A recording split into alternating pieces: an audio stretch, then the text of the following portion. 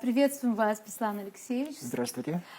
Первая тема, о которой мне хотелось бы поговорить, чтобы мы ее обсудили, я думаю, что ее обсуждают многие, это военный парад, который состоялся в Баку. Он интересен еще тем, что там были как бы представители, то есть высшее руководство и Турции, и Пакистана. Это, во-первых, была такая большая демонстрация военной силы, военной мощи Азербайджана. И как вам кажется, что этот парад еще символизировал? Вот какие там можно сигналы было выявить? Вы знаете, последние годы много говорят об Азербайджане среди всех Кавказских республик. И на это есть, между прочим, основания, потому что Азербайджан уже за долгие годы, десятилетия, все-таки ему удалось вернуть Карабах. И там, кстати, после возвращения Карабаха победы, это в 2020 году, был проведен такой грандиозный парад. Вот как мы заговорили о параде, я вспомнил этот парад. Грандиозный парад связан как раз с победой в Нагорном Карабахе. И потом, понимаете, мне так кажется, что все-таки политическое руководство Азербайджана, эта демонстрация, победное шествие до сих пор продолжается. Вот то, что вы задали вопрос, да, связанный с этим парадом, мне то же самое. Это символ того, что может быть, многие обозреватели говорят, что, может быть, даже есть претензии на какую-то региональную державность. Понимаете, когда после всех этих событий, после победы, такое, может быть, вообще часто случается. И потому, понимаете, с приглашением таких высоких, больших гостей из-за рубежа, и такой парад, это говорит о том, что Азербайджан все-таки демонстрирует какую-то определенную силу по отношению, может быть, к некоторым своим недоброжелателям. Но это могут быть соседи, это могут быть далеко за пределы Кавказского региона. Потому что за последние месяцы много чего происходило. Напряженные отношения между Россией и Азербайджаном. Когда были такие, когда все это случилось, говорили, что все-таки вряд ли удастся из этого кризиса выйти в этом году, например. Понимаете, была встреча в Душанбе между Владимиром Путиным и Ильхамом Алиевым. Говорят, что все-таки какие-то связи будут налажены, потому что это в интересах Азербайджана. Но в то же время, тесные связи с другими странами, особенно с Турцией. Турция – это ключевой игрок в решении многих проблем Азербайджана, в том числе связанной и с территориальной целостностью Азербайджана, и вообще проблемы геополитических и геоэкономических тоже. И потому, понимаете, называют это такой демонстрацией такой силы, может быть, державной, не державной такой мощи, но видите, мы все это сделали. И говорит о том, что все-таки Азербайджан является сегодня, между прочим, один из многих из всех республик ключевых игроков в плане коммуникации. Потому что много говорят, там и большие державы поучаствуют, были приглашены.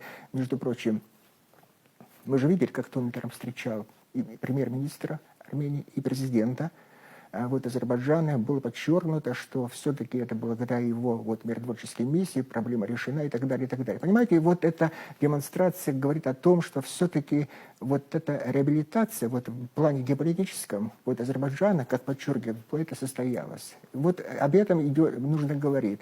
А во всем остальном много проблем еще до сих пор остаются, между прочим. Это проблемы продолжения, связанные с Ираном и с Ингизурским коридором, но это вопрос уже переговоров, и, может быть, удастся даже выйти на какие-то мирные договоренности с Арменией. Но это еще по большим вопросам, когда это произойдет, никто не знает.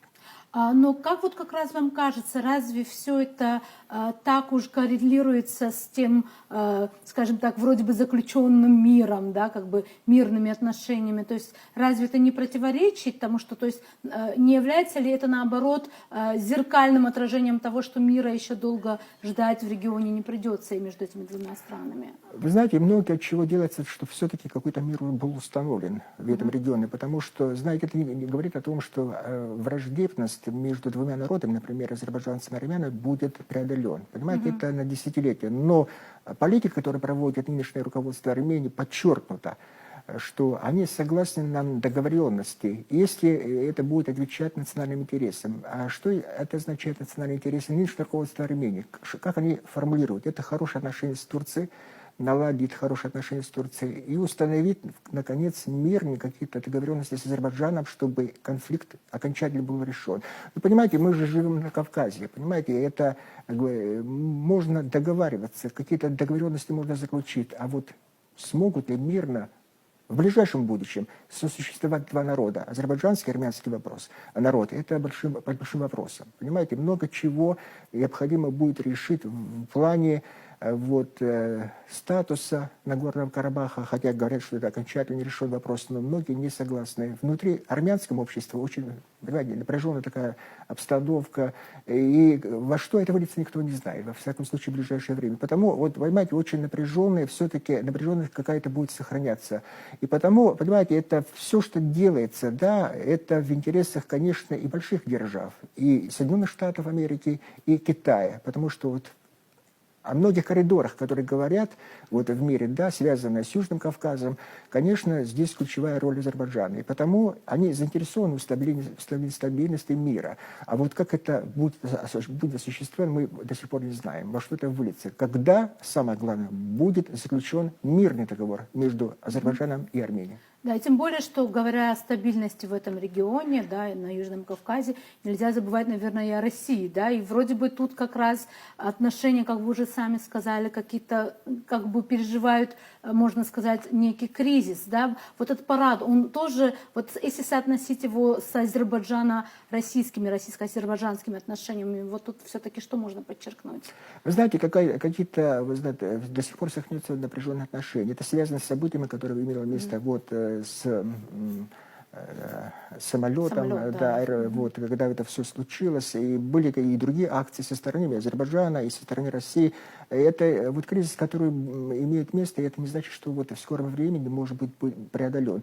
Но понимаете, в чем дело? Когда говорят о политике России в Южном Кавказе, все-таки я не верю, что когда-либо без учета интересов России мир на Южном Кавказе будет установлен, потому что это великая держава, это исторический фактор, и потому, наверное, фактор российский будет играть и один из ключевых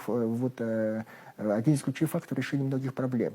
Но понимаете, в чем? Если говорить о параде, еще раз вот хочется вернуться, вот вопрос, который вы задали. Понимаете, ведь напряженность между Азербайджаном и Россией возникла еще из-за того, что после всех этих событий подчеркнуто, президент Азербайджана не приехал на парад 9 мая. Понимаете, многим это не понравилось. Понимаете, и некоторые акции, которые были сделаны со стороны и руководства Азербайджана, может быть, и руководства России, это вот спровоцировало кризис. Удастся ли двум лидерам преодолеть этот кризис? Какие-то встречи состоялись, какие-то телефонные разговоры и имели место. Ближайшие месяцы покажут. Но, я еще раз говорю, много конфликтов на Южном Кавказе. Без участия России ни один из этих конфликтов до конца не будет решен.